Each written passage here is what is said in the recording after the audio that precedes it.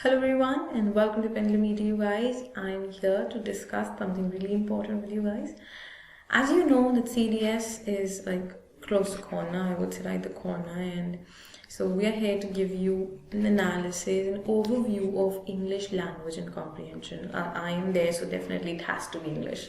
Right, so most of you we've seen कि आप लोग aspire करते हैं इस exam के लिए and you guys get stuck or you guys face trouble when it comes to English. So in order to make you get over all your doubts and help you out, I'm here to guide you through.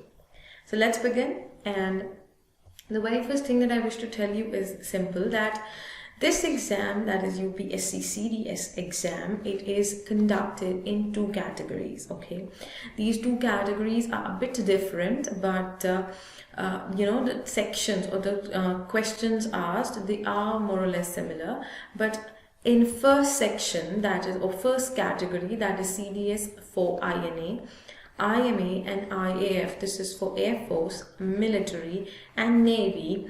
This category, it has three sections or three sets of papers. Okay, that is English, general knowledge and aptitude. Okay, whereas the second category, that is CDS exam for Officers Training Academy, that is OTA, it has two sections.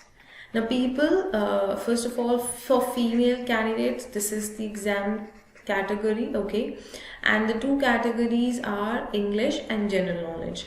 Mathematics or aptitude is not there in CDS for OTA. Okay, so OTA doesn't have mathematics or aptitude, you can say, that is well understood. ठीक है, तो generally ये जो OTA section है या CDS for OTA, it is for females. Okay, now this is the only option that females can have for CDS. All right. Now you have to note an important point, guys. Important point is that in both the cases, English section is there, which carries a total of 100 marks, and time duration allotted is 2 hours. Number of questions, it is 120. अभी मैं आगे आपको बताऊंगी total number of questions. जब फिर भी मैं आपको यहाँ पर एक point बता देती हूँ. Total number of questions are 120. और दोनों ही सेक्शन, चाहे कैटेगरी 1 हो चाहे कैटेगरी 2, दोनों ही कैटेगरी में 100 मार्क्स का होता है इंग्लिश का सेक्शन, और जो टाइम ड्यूरेशन होता है that is for 2 hours guys. Okay, you are given 2 hours to solve all those questions. Okay, 100 marks, so get going, 100 out of 100 ही ले आए तो बहुत अच्छा होगा. Now, the structure of the section, that is English section, now total number of questions you get 120. अभी मैंने आपको just बताया, and total marks will be 100. तो 120 questions के लिए कितने marks? 100. इसलिए जो marking scheme है थोड़ी सी अलग है, वो मैं अभी आपको आगे बताऊंगी. साथ के साथ I'll be giving you bit tips and tricks, so do not go anywhere guys. Stay with me till the end. Okay, level of exam guys, easy to moderate होता है. The questions that you are asked, you will not see things that are difficult. You will see things that are ranging from easy to moderate level. Nothing goes much of difficult, but it goes easy to moderate, so you don't have to worry much about that. Also, type of questions asked are different. अलग-अलग questions होते हैं English में. I'll tell you अभी आगे what kind of questions. But all the questions that are asked, they are easy to moderate. Very rare, I would say, the difficulty level is there. Or you can say some are above moderate. थोड़ा सा moderate के ऊपर चला जाता है difficult के बीच में, but it's a too difficult level is not asked here. It is not there, so you don't have to worry. But continuous practice जो है वो बहुत ज़रूरी है आपके लिए. Okay. Now, syllabus guys, until unless you are aware of the syllabus, how will you sit for the exam? How will you take the exam? Right? This is another important thing. We never give an exam, guys. I gave an exam. No, I am giving an exam. No, taking an exam. I have taken an exam. We always take exams. Okay, we never give exams. All right. So this is another thing that can be asked to you in your error detection section. So you guys have to be aware of that. Now, syllabus for UPSC CDS here for English section, I'm going to guide you through. The very first thing is verbal ability based. Now guys, I'm going to give you this syllabus in 3 sections, okay? Number 1 is this that you just see, that is reading ability, okay? तो reading ability का जो section है वो सबसे पहला section है आपके लिए, ऑलराइट? एंड उसके बाद मैं आपको दूंगी vocabulary based, okay, and third will be grammar based. So I'm going to give you the entire syllabus. I've divided into 3 parts: reading ability, vocabulary and grammar.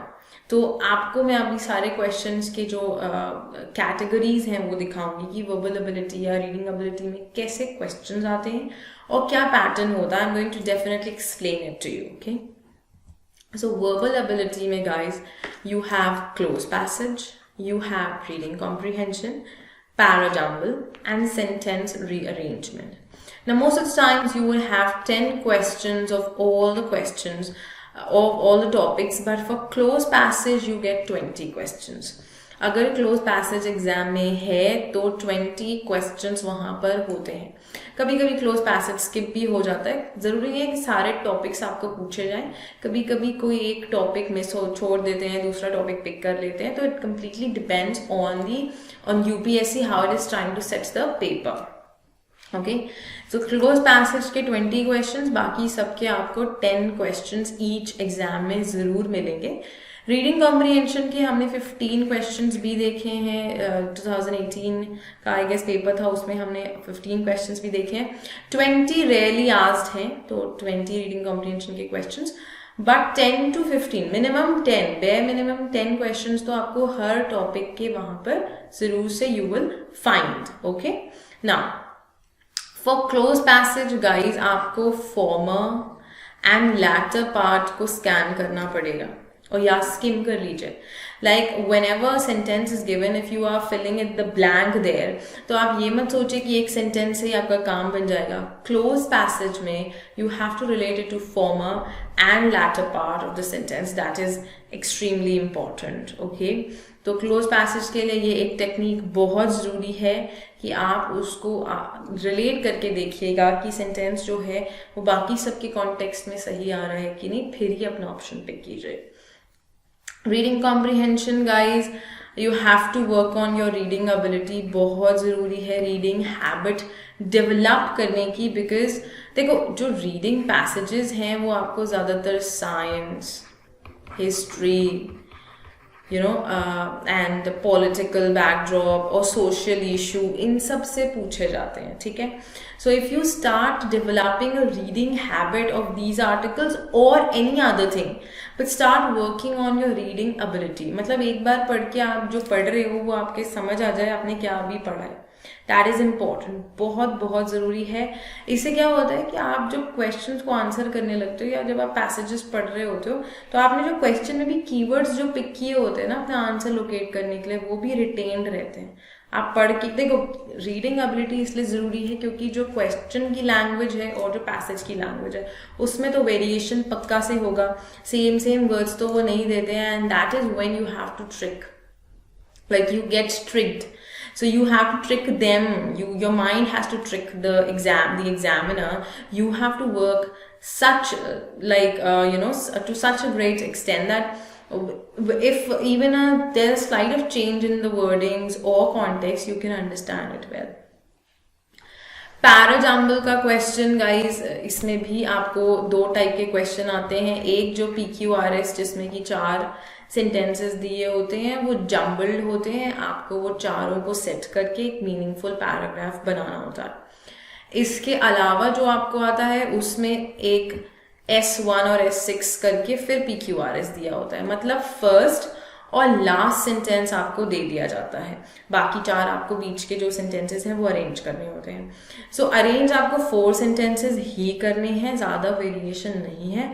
But first और last में you get a bit of help ना. आपको first sentence भी पता है, last भी पता है, तो आप कहीं ना कहीं से उसको कनेक्ट कर लोगे. एंड यहाँ पर इंपॉर्टेंट ट्रिक ये रहेगी कि you take help of the options guys. Parajumble में do not forget to take help of the options, वो बहुत बहुत ज़रूरी है, okay? Why it is important? It is important because अगर आपने देखा कि ओके मेरा QS एक पेयर बन रहा है, तो आप फटाफट ऑप्शन में जाकर देख सकते हैं कि क्या QS किसी ऑप्शन में दिया है। देखिए अगर ऑप्शन में दिया है तो टिक करिए आंसर, अगर एक से ज्यादा ऑप्शन में दिया है तो बाकी के ऑप्शंस को एलिमिनेट करके कुछ और ढूंढिए pair. Okay, then only this is going to help. The crash course जो हम लेके आ रहे हैं CDS का, उसमें मैं आपको ये सब चीजें बताऊंगी, बिल्कुल बताऊंगी और बहुत डिटेल में बताऊंगी। सेंटेंस रीअरेंजमेंट भी आपको पेयरिंग करनी होगी। आपकी रीडिंग एबिलिटी अगर स्ट्रॉन्ग है तो आप सेंटेंस को कॉन्टेक्स्ट और लॉजिक के साथ you can sum it up. जो चंक्स, जो पार्ट्स जो सेंटेंस के दिए होते, you have to club it into a meaningful sentence guys. So reading ability के section में these are the 4 topics. So these are the 4 categories जिनसे की questions are being asked. Okay, so you have to be well versed with them and you have to practice ample of questions for these. Okay, moving ahead guys, vocabulary based जो है उसमें आपको synonyms, antonyms, idioms and phrases और spelling errors आते हैं। Precisely मैं बता दूं तो 10 क्वेश्चंस ईच होते हैं, सिनोनिम के भी और एंटोनिम के भी, 10-10 क्वेश्चंस दोनों के। ठीक है, तो आपको यहाँ पर अगर 10-10 क्वेश्चन है तो यहाँ पर टोटल वोकैब के 40 क्वेश्चंस आपको मिल जाते हैं। 40 क्वेश्चंस, अब 10 question spelling errors like they are easy to moderate. Spellings that are being asked, you don't have to worry much about it because यहाँ पर I am going to give you ample of words. अच्छा, जो words भी होते हैं they are somewhere related to knowledge, you know, पढ़ाई से ही रिलेटेड होते हैं। Okay, so that is also going to help you. Previous year, देखो विकैबुलरी के लिए you have to go to previous year papers because it's काफी बारी रिपीटेटिव क्वेश्चंस आते हैं। So you have to see previous year paper will give you the trend, it will give you to know or experience the trend, what sort of synonyms, antonyms or idioms and phrases and spelling errors they ask. Okay guys, vocabulary को cram करने की कोशिश ना करें बिल्कुल, ठीक है। consistent practice जो है that is going to help you in vocabulary। रटिए मत, बस go through करिए। रोज आप अगर उनको देख भी लेते हैं वर्ड्स को, they will be there, okay, but do not try to ratify them. Okay, if you try to cram them, you're going to like pressurize your brain and your own self and you're going to drain yourself completely. So don't do this. जो लोग रट्टाफिकेशन में भाई बड़े अच्छे हैं फिर वो कर सकते हैं, okay, but I won't suggest this to you guys. Okay, चलिए, इसके अलावा ग्रामर बेस्ड जो क्वेश्चंस हैं वहां पर आपको पार्ट्स ऑफ स्पीच मिल जाएगा, fill in the blanks मिल जाएंगे, transformation of sentences and spotting errors. Guys, parts of speech जो है उस देखो सबके 10-10 क्वेश्चन तो हैं भाई। CDS में हर टॉपिक के 10 क्वेश्चन बे मिनिमम होंगे ही। ओके, क्लोज और RC हैं जिसके 10 से ज्यादा भी आ सकते हैं, अदरवाइज सबके 10 क्वेश्चंस आपको मिलेंगे। और ग्रामर बेस्ड भी देखो 40 क्वेश्चंस आपको दिख रहे हैं यहाँ सामने और हर टॉपिक से क्वेश्चन आता है। पार्ट ऑफ स्पीच के लिए जो वर्ड का जो सेंटेंस में यूसेज है, यू शुड नो दैट।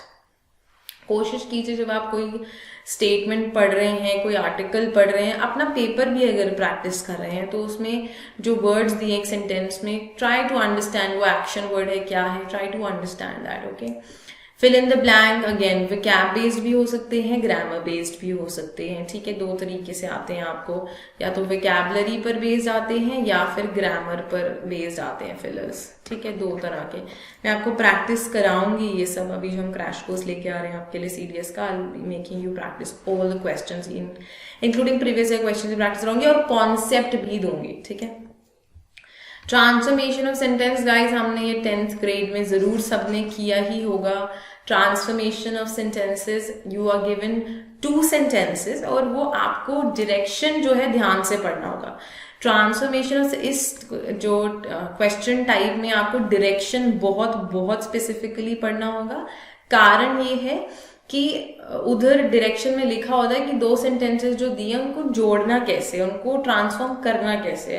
कभी वो कहते हैं कि एंड यूज करिए या कोई कंजंक्शन यूज कीजिए, इफ क्लॉज बनाइए, कंडीशनल सेंटेंस बना दीजिए, तो वो इट डिपेंड्स। तो वो ट्रांसफॉर्मेशन जो है सेंटेंस का डायरेक्शन बहुत जरूरी है कि आप उनको थोड़ा अच्छे से समझे and like you have to be aware, cautious about it. Okay, do not miss the directions, otherwise you will be like ending in a pit. Okay, खुद ही गड्ढे में गिर जाएंगे, कहने का मतलब है. स्पॉटिंग एरर्स गाइज, ये कभी कभी थोड़े से डिफिकल्ट लेवल के आ जाते हैं, जो मैं कह रही थी ना अबव मॉडरेट लेवल, वो कंफ्यूजन थोड़े से आ जाते हैं. कभी नो एरर का अगर क्वेश्चन है और आप एरर लगे ही हुए हो ढूंढने, तो फिर वो भी ट्रबलसम है, राइट. थोड़ा सा खुद में कॉन्फिडेंस रखिए. वो कब आएगा? जब आप प्रैक्टिस करेंगे रिगरस. ठीक है, तो मैं ये वर्ड समझ लीजिए, कंसिस्टेंट प्रैक्टिस. अभी देखो ज्यादा समय बचा भी नहीं एग्जाम के लिए, तो कंसिस्टेंट प्रैक्टिस इज इम्पोर्टेंट. लग जाइए इस चीज के लिए. Okay, try to spend much in like more and more time. Okay, invest more and more time right here. And moving ahead, यहाँ पर I am going to tell you level of the questions. देखो भाई, मैंने वैसे तो आपको बताया है, बट मैं एक ये जो समरी है आपको टेबल के थ्रू दे रही हूँ कि भाई डिफिकल्ट जो है वो 3 ही हैं जो डिफिकल्ट क्वेश्चंस आ जाते हैं. मैं ऐसा नहीं कह रही हूँ पैराजंबल के 10 क्वेश्चंस हैं तो वो 10 के 10 डिफिकल्ट लेवल के होते हैं. जी नहीं, 10 में से कोई 2 या 3 डिफिकल्ट लेवल के हो सकते हैं, मतलब अबव मॉडरेट. कंफ्यूजन हो सकती है ऑप्शंस में, तो आप कंफ्यूज हो रहे हो. स्पॉटिंग एरर्स में जैसे मैंने अभी बताया, नो एरर कभी हो जाता है, या फिर कोई टिपिकल एरर आ गई तो हम उस कॉन्सेप्ट को नहीं समझ पाए, तो वो सारी चीजें थोड़ा इसको डिफिकल्ट कर देते हैं. Okay, similarly sentence rearrangement. Apart from this, ये जितने भी टॉपिक्स हैं गाइस, ये सब इजी टू मॉडरेट लेवल के क्वेश्चंस यहाँ आपको पूछे जाते हैं. यहाँ बस आपको थोड़ा कॉशियस होके ध्यान से उसको पढ़ना होगा. एंड गाइस, ऑप्शंस तो बहुत हेल्प करते हैं. प्लीज इनकी मदद से ही सारे क्वेश्चंस करेंगे. वैसे तो आप करते हैं, but try to focus more on options. Okay, तो ये इजी टू मॉडरेट लेवल के क्वेश्चंस रहेंगे. आपको इसमें भी ज्यादा डिफिकल्टी नहीं आएगी. और अगर कॉन्सेप्ट में डिफिकल्टी है भी, तो अभी जो हम क्रैश कोर्स कर रहे हैं उसमें आपकी सारी डिफिकल्टी सॉल्व हो जाएगी. ओके, वो हम डाउट्स आपके एड्रेस कर देंगे, डोंट वरी. अब मैंने जो आपसे एक बात कही थी, मार्किंग स्कीम मैं आपको आगे बताऊंगी. तो ये रहा मार्किंग स्कीम. बहुत लोगों को कट ऑफ, मार्किंग स्कीम ये सब जानना होता है, तो हम वो डिस्कस करते हैं अभी आपके साथ. तो टोटल मार्क्स होता है हर सेक्शन का वो 100. सिमिलरली फॉर इंग्लिश भी 100. एक क्वेश्चन के लिए जो आपको मार्क्स मिलते हैं वो ये 0.83. ओके, और डिडक्ट जो होते हैं गलत आंसर के लिए ये 0.27. अच्छा गाइज, अनअटेम्प्टेड क्वेश्चंस के लिए कोई मार्क्स नहीं मिलते हैं. अगर आपने you haven't attempted a question, no marks for that. But if you attempt a question in like that is wrong, then then your 0.27 is deducted. So you have to be like prepared for this. गलत answer कर रहे हो तो negative marking है. इससे better है कि जितना आता है उतना करें, और ज्यादा like be confident, like practice करो ताकि एग्जाम में आप कंफ्यूज ना हो और गलत आंसर ना करके आओ. ठीक है. अच्छा, और minimum qualifying marks is 20% for every subject. So if 100 marks का पेपर है, सो 20 मार्क्स तो लाओगे ना, और इससे कम क्या क्वालिफाई करोगे, राइट.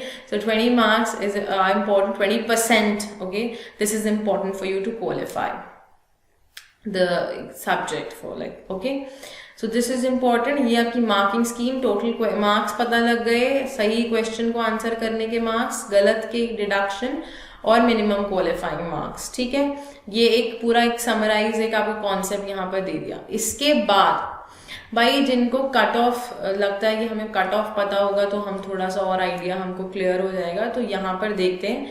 ये मैं आपको दे रही हूँ रिटन एग्जाम की कट ऑफ. ठीक है, 2019 एंड 18 वी हैव दोनों पेपर है 1 and 2, यहाँ भी 1 and 2. अच्छा, IMA का देखो 134 और 116 था, और 2018 में कट ऑफ थोड़ी कम गई है. तो हो सकता है 2019 का पेपर 2 थोड़ा सिंपल हो तो कट ऑफ थोड़ी ज्यादा है. INA में 122, 105, 102, 98. तो 2018 में कट ऑफ INA की भी कम ही है. 2019 में कट ऑफ थोड़ी बड़ी है. ओके, तो अगर आप इस टेबल को एनालाइज करो अच्छे से तो देखो 2019 में सब जगह कट ऑफ बड़ी हुई है. ये देखिए 80 था, 98 हो गया OTA मेल के लिए. OTA फीमेल देखो सेम ही है कट ऑफ. अच्छा, रिटन एग्जाम में देखो ध्यान से, OTA चाहे मेल कैटेगरी हो चाहे फीमेल, जो कट ऑफ है वो सेम है. चाहे 2018 का पेपर हो चाहे 2019 का पेपर हो, it is the same. There is no variation, there is no difference. Okay, तो यहाँ पर इफ यू कंपेयर 2018 और 19 का कट ऑफ, तो 19 में जो कट ऑफ है वो इंक्रीज हुई है. ये ट्रेंड हमने अभी देखा इस टेबल में, यहाँ पर.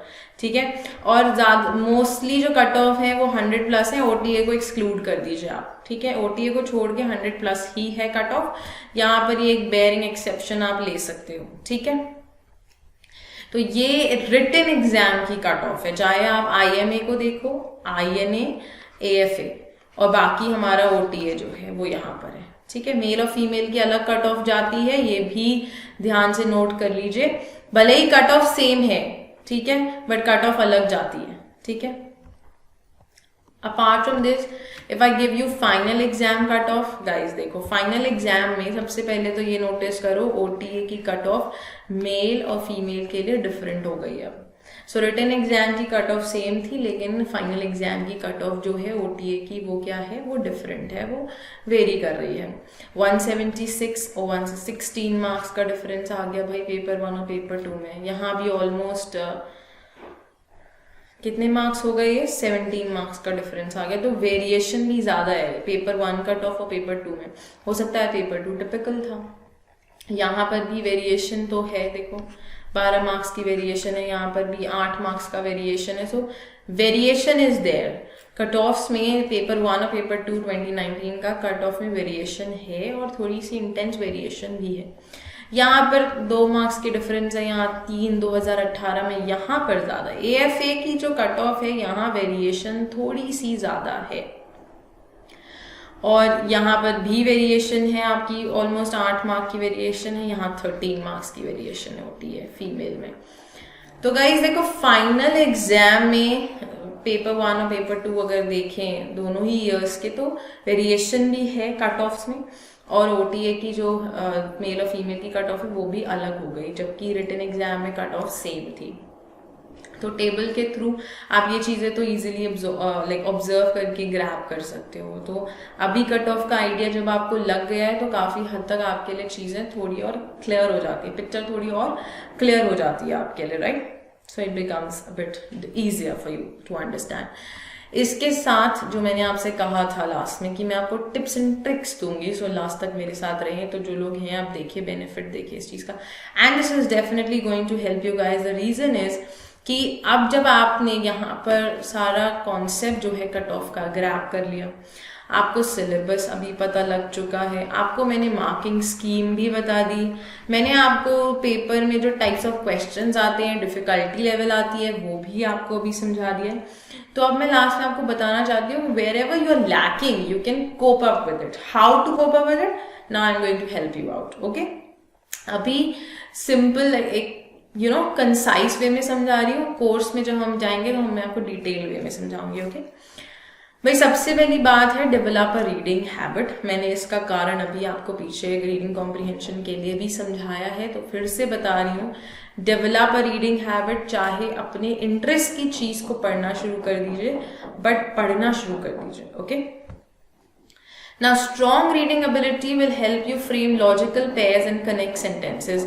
आप pairs बना पाओगे, आप sentences connect कर पाओगे, और ये किस में help करेगा? Close, parajumble और sentence rearrangement के questions में it is going to be helpful for you. Because वहां पर आपको sentence भी connect करना है, pairs भी बनाने. मैंने कहा parajumble में अगर आप pair बना लेते हो, या sentence rearrangement में pair बना लेते हो, then it gets simple. आप ऑप्शंस के थ्रू फिर अपना आंसर डिराइव कर सकते हो इन लेस टाइम. तो बहुत जरूरी है रीडिंग एबिलिटी को स्ट्रेंथन करना इन सब चीजों की वजह से. ठीक है, इसके अलावा जो आप पार्ट ऑफ स्पीच का क्वेश्चन करते हो, तो उसमें कोशिश करो कि आप वर्ड का जो यूज है उसको ऑब्जर्व करो. तो यहाँ whether it is an action और पर्सन और थिंग और समथिंग एल्स. अगर देखो एक्शन है तो it will be a verb. ठीक है, if it is a word that is qualifying an action, it will be an adverb. ठीक है, अगर कोई पर्सन या थिंग है तो नाउन हो जाएगा.